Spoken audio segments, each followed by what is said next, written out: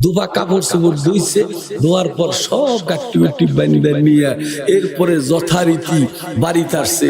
কিন্তু দুবা তো বাড়িতে ফিরে আসার কথা না। নবী কইছে, ঈসা রুহুল্লাহ কইছে কাপড় ধুইতে যাইব, সাপে কাইটা তারে শেষ করব, আমি এই দোয়া কইরা দিছি, আর একদিনও বাঁচতে পারবে না। লোকটাও অক্ষত অবস্থায় বাড়িতে, অক্ষত অবস্থায় বাড়ি আসলে সব লোক গিয়ে ঈসা আলাইহিস সালামের কাছে জমা হয়ে গেল। হুজুর, আপনি দোয়া করলেন, ওই লোকটা কতকাল মারা যাবে, কিন্তু লোকটা তো মরে নাই, লোকটা এখনো বেঁচে আছে। হযরত ঈসা আলাইহিস সালাম বললেন, নবীদের বদদোয়া তো কখনো কবুল হয় না, এমন হতে পারে না। ঘটনা কি হইল? ওই দুপারে আমার কাছে ডেকে আনো। কি হয়েছে আমি তার কাছ থেকে একটু জানতে চাই। দুপারে বাড়িতে ডেকে আনছেন, ডেকে আনার পর দেখলো দুপা জিন্দাই আছে। সে একটা ভালো মানুষ, তার দরবারে চলে আসছে। জিজ্ঞাসা করলো, বাবা গতকালকে তোমার কি করছিল, গতকাল তুমি কি আমল করছিলাম? বলে, হুজুর আমি অন্য কোনো আমল করি নাই, আমি যখন 3টা রুটি বানাইয়া কাপড় চোপড় ধোয়ার জন্য নদীর ঘাটে যাইতেছিলাম, যাওয়ার পথে একজন মুসাফির, একজন ভিখারি আইসা আমারে বললো, একটা রুটি আমারে দেন, আমি 3 দিন যাবত ক্ষুধার্ত, একটা রুটি দিলাম। আমার আগে পরের গুনাহ মাফের জন্য সে দোয়া করলো, আমার আরো ভালো লাগলো। এরপরে আরেকটা রুটি তারে দিলাম, এরপরে সে দুনিয়া আখিরাতের কল্যাণের জন্য দোয়া করলো, আরো খুশি হইলাম। এরপরে আরেকটা রুটি দিলাম, এই রুটিটা পায়া আল্লাহ তোমার হায়াত বাড়ায় দিকো, দুনিয়া আখিরাতের মুসিবত থেকে হেফাজত করুক। জোরে জোরে কোন একটু সুবহানাল্লাহ। এই দোয়াটাও করলো। আমার কাছে তার রুটি ছিল না, 3 রুটি তারে দিছি। হুজুর কি হইছে আমি জানি না। এরপরে দুপারে বললে, তোমার গাট্টিটা আনো, যে গাট্টির মধ্যে কাপড় চোপড় বেঁধে নিয়েছিলাম, ওই গাট্টিটা আইনা সামনে খুললো। খোলার পর দেখা গেল গাট্টির ভিতরে একটা কাল সাপ, কিন্তু তার মুখে একটা লোহার লাগাম লাগানো আছে।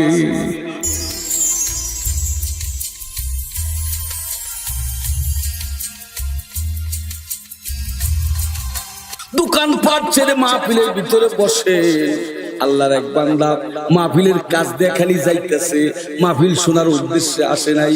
বক্তা ভালো ওয়াজ করতেছে, ওই ওয়াজ শুই না মাহফিলের পাশে গিয়া বসে গেছে, এক কিনারে বৈশা বৈশা ওয়াজ শুনছে। ফেরেশতারা কয়, আল্লাহ এই যে একটা লোক বৈশা ছিল মাহফিলের পাশে বৈশা বৈশা ওয়াজ শুনতেছিল, এই লোকটাও তো ওই শ্রোতাদের সঙ্গে বসছিল, এই লোকটার কি হবে? আল্লাহ তাআলা বলেন, নিয়ত করে না আইলেও আমি আল্লাহ তার জীবনের গুনাহগুলি মাফ করে দিব। এই জন্য বাবাজিরা, আপনি মাহফিলে বসছেন, বরকত পাচ্ছেন, রহমত নাজিল হইতেছে। আল্লাহ তাআলা এখানে রহমত বরকত নাজিল করতেছেন। রহমতের বাগানের ভিতরে বসে আছেন। আপনি যখন মাহফিল শেষ করবেন, মাহফিল শেষ করে যখন উঠে যাবেন, উঠে যাওয়ার সময় ফেরেশতারা জিজ্ঞাসা করব, আয় আল্লাহ, এই যে বান্দা বান্দির গুনার বোঝা বাইরে নামায় রাখছিলাম, এটা কি করব? আল্লাহ তাআলা বলবেন, যার যার গুনার গাঁটটি তার মাথার মধ্যে তুলে দাও। ফেরেশতারা গুনার বোঝার গাঁটটি খুলবে, গাঁটটি খুইলা দেখে আমল নামার মধ্যে কোনো গুনাহ নাই, সব গুনাহ নেকি হয়ে গেছে। আরো জোরে কোন সুবহানাল্লাহ। সব গুনাহ কি হইছে? নেকি হইছে। ইন্নাল হাসানাতি ইউযহিবনাস সাইয়্যাত। বান্দা নেক কাজ করছে, ওই নেক কাজগুলি দিয়া আমি তার বদিগুলি গুনাহগুলি বদলায়া আমলের ভিতরে সব আমি নেকি বানাই দিছি। জোরে কোন একটু আল্লাহু আকবার। এই মজলিসে বসার দরকার আছে না নাই? আপনি যদি বসেন, এটা কিয়ামতের ময়দানে আপনার জন্য সাক্ষী হবে। আপনি যদি বসেন, চতুর্দিকে অনেক কীট পতঙ্গ, অনেক গাছপালা, বৃক্ষলতা এগুলি আছে, ওয়াজের আলোচনা তারা শুনতেছে, আপনার জিকিরের আওয়াজ তারা শুনতেছে, আপনি সুবহানাল্লাহ আলহামদুলিল্লাহ পড়তেছেন, শুনতেছে। সমস্ত প্রাণীগুলি, কীট পতঙ্গগুলি, গাছপালা, বৃক্ষলতাগুলি আপনার জন্য কিয়ামতের ময়দানে নাজাতের জন্য সাক্ষী হইয়া সুপারিশ করবে। জোরে জোরে কোন একটু আল্লাহু আকবার। নারে তাকবীর। হাদিসের মধ্যে আসছে যে দান খয়রাত করে তার বালা মুসিবত দূর হয়ে যায়। সুবহানাল্লাহ জোরে কইবেন না? দান খয়রাত করলে কি হয়? বালা মুসিবত দূর হয়ে যায়, বালা মুসিবত দূর হয়ে যায়। হযরত ঈসা আলাইহিস সালামের সময়কালে একটা ধুপা আসাল, ধুপা, ওই ধুপা সম্পর্কে ঈসা আলাইহিস সালামের এলাকার সব লোক আইসা অবজেকশন করতেছে যে হে আল্লাহর নবী ঈসা, এই যে আমাদের এলাকায় একটা দুবা আছে, এই দুবাটা এত খারাপ, আমরা কাপড় চোপড় যা দেই সব বদলিয়া বুদলিয়া বেসা হালায় আর সিরাটা আমাকে ঘুরিয়ে এটার জ্বালায় আমরা একবারে জইলা মরলাম, আমাদের আর কুলাইতেছে না। আমলে এইটার লিগে একটা বদদোয়া করেন, হে জানি মইরা জোরে কোন একটু নাউজুবিল্লাহ। আপনি একটু বদদোয়া করেন, কলে একটা মানুষের জন্য সরাসরি কি বদদোয়া করন যায়? তো আল্লাহ তাআলার দরবারে সে ডাইকা দোয়া করতেছে, ঠিক আছে ওই লোকটারে আমি ঠিক করে দেব, তোমরা আগামীকাল দেখবা যে এই লোকের এই কাম ঠিক আছে একবারে শেষ হয়ে গেছে। তার মানে সে যদি এর থেকে রদ বদল না হয় তাহলে আগামীকাল আর দুনিয়ায় থাকবে না, এরকম একটা ঘোষণা দিয়ে দিল। তো নবীর ঘোষণা, এটা তো কখনো মিথ্যা হইতে পারে না। এই জন্য সকলেই সজাগ হয়ে রইল যে আগামীকাল এই দুহা মারা যাবে। আল্লাহ নবী ঈসা রুহুল্লাহ তিনি দোয়া করলেন যে আল্লাহ এই এলাকার লোকে তার বিরুদ্ধে নালিশ করতেছে, এই লোকটা জানি কালকার মধ্যে শেষ হয়ে যায়। কেমনে শেষ হইব এইটা আমি কইতে পারব না। একটা সাপ দিয়া তারে যখন কাপড় ধুইতে যায় ওই সময় ধ্বংস করে তারে শেষ করে দিও, এরকম দোয়া করছে।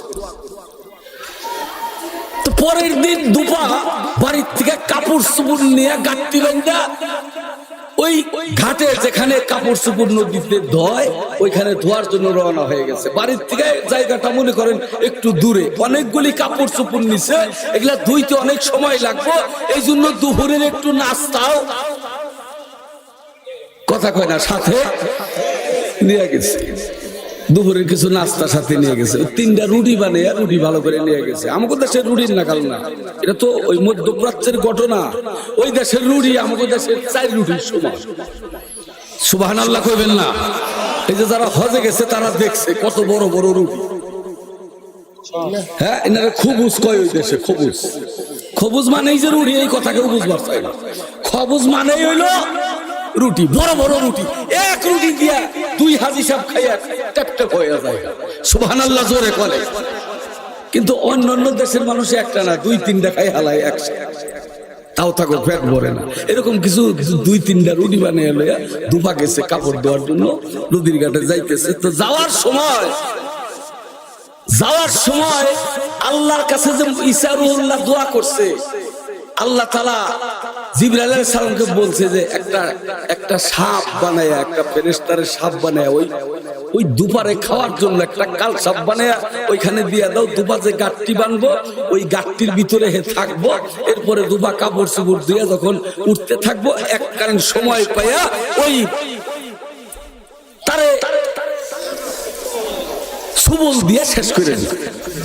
ঠিক আছে, কথাবার্তা যেমন তেমন হয়ে গেল। একটা সাপ তার ওই গাঁটটির মধ্যে ভিতরে অবস্থান নিল, সময় বুঝা তারে কতল করবে, সময় বুঝা তারে কূপ দিবে, তারে কামড় দিবে আর সে শেষ হয়ে যাবে। এরকম একটা পরিবেশ দিয়ে সাপটা পলাতক থাকলো।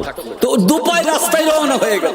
যাইতে একটা গরিব মানুষ, ভিখারি, ক্ষুধার্ত মানুষ এসে সামনে দাঁড়িয়ে বলতেছে, হে দুপা ভাই, আমি খুবই ক্ষুধার্ত, 3 দিন যাবত কিচ্ছু খাই না, তুমি যদি আমারে একটা রুটি দিতা খুব খুশি হই। দুপা খুশি হইয়া একটা রুটি দিছে। রুটিটা পাইয়া এই মুসাফিরটা খুশি হইয়া দোয়া করতেছে, আল্লাহ জানি তোমার পূর্ব পরের সব গুনাহ মাফ করে দেয়। আর একটু জোরে কোন সুবহানাল্লাহ।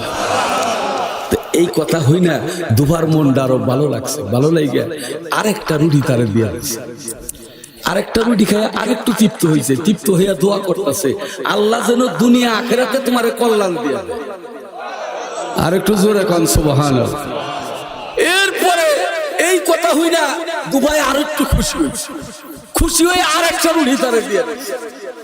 3টা রুটি আসাল একটা দিয়ে দিছে। দিয়ে দেওয়ার পর দুপা দোয়া করতেছে, আল্লাহ জানি দুনিয়া আখিরাতের সমস্ত বালা মুসিবত থেকে তোমাকে বাঁচাইয়া। আর একটু জোরে সুবহানাল্লাহ দেন। এই কথা দোয়া করছে। দুপা কাপড় চোপড় ধুইছে, ধোয়ার পর সব গাঁটটি বাটি বানিয়ে নিয়ে এরপরে যথারীতি বাড়িতে আসছে। কিন্তু দুপা তো বাড়িতে ফিরে আসার কথা না। নবী কইছে, ঈসা রুহুল্লাহ কইছে, কাপড় ধুইতে যাইব, সাপে কাইটা তারে শেষ করব। আমি এই দোয়া কইরা দিছি, আর একদিনও বাঁচতে পারবে না। লোকটাও অক্ষত অবস্থায় বাড়িতে। অক্ষত অবস্থায় বাড়ি আসলে সব লোক গিয়ে ঈসা আলাইহিস সালামের কাছে জমা হয়ে গেল। হুজুর, আপনি দোয়া করলেন ওই লোকটা কতকাল মারা যাবে, কিন্তু লোকটা তো মরে নাই, লোকটা এখনো বেঁচে আছে। হযরত ঈসা আলাইহিস সালাম বললেন, নবীদের বদদোয়া তো কখনো কবুল হয় না, এমন হতে পারে না। ঘটনা কি হইল? ওই দুপারে আমার কাছে ডেকে আনো। কি হয়েছে আমি তার কাছ থেকে একটু জানতে চাই। দুপারে বাড়িতে ডেকে আনছেন। ডেকে আনার পর দেখলো দুপা জিন্দাই আছে। সে একটা ভালো মানুষ, তার দরবারে চলে আসছে।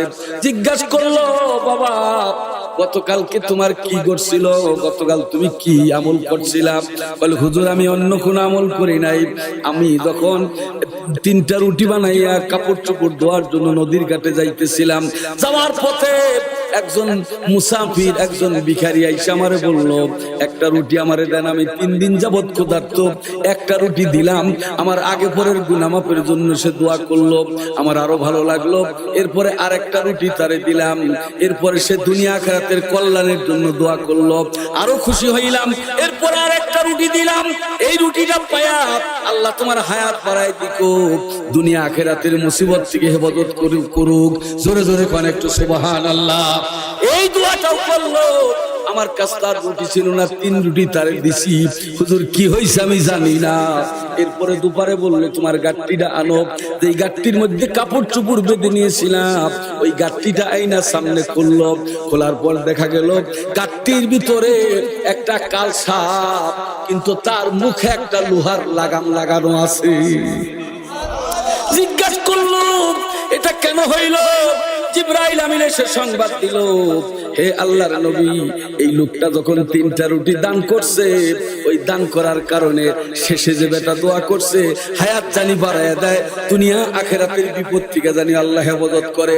এই জন্য আল্লাহ তার শেষ দোয়াটা, মুসাফিরের শেষ দোয়াটাও কবুল করছে।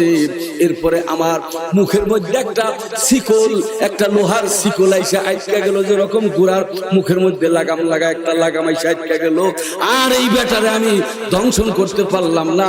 আমি আপনার বদদোয়া ঠিকই আছি, কিন্তু আমি আর তারে দংশন করতে পারলাম না। জিবরাইল আমিন বলে দিল, ওই রুটি দান করার কারণে আল্লাহ তারে বিপদ থেকে বাঁচাই দিয়েছে। জোরে কোন একটু আল্লাহু আকবার। এই জন্য নবীজি বলেন, as-সাদাকাতু তারাদ্দুল বালা, সদকা করলে বালা যায়, মুসিবত যায়। আল্লাহ তাআলা দুনিয়া আখিরাতে তাকে হেফাজত করে। ওই সদকার প্রেক্ষাপট নিয়ে যে যেইভাবে দোয়া করে, আল্লাহ সেই মুসিবত থেকে তাকে হেফাজত করে। জোরে জোরে কোন একটু আল্লাহু আকবার। দান করলে ধন কমে না। আল্লাহর নবী বলেন, 1 টাকা দান করলে 10 টাকা তোমার বৃদ্ধি হবে। আল্লাহ তাআলাও জানিয়ে দিয়েছেন, মান জাআ বিল হাসানাতি ফালাহু আশরু আমসালিহা। 1 টাকা যদি খরচ করো, আমি আল্লাহ ওয়াদা দিলাম তোমারে 10 টাকা আমি দিয়া দিব। এই ক্ষমতা আমার আল্লাহর আছে কিনা? জোরে কোন আছে কিনা?